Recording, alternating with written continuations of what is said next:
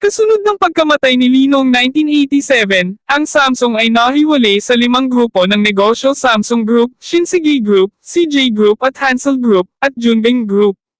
Kabilang sa mga kapansin-pansing pang-industriya na kaakibat ng Samsung ang Samsung Electronics, ang pinakamalaking kumpanya ng teknolohiya ng impormasyon sa mundo, gumagawa ng consumer electronics at chip maker na sinusukat ng mga kita noong 2017, Samsung Heavy Industries, ang pangalawang pinakamalaking tagagawa ng barko sa mundo na sinusukat ng mga kita noong 2010, at Samsung Engineering at Samsung C&T Corporation, ayon sa pagkakabanggit, ika-13 at ika-36 na pinakamalaking kumpanya ng konstruksyon sa mundo.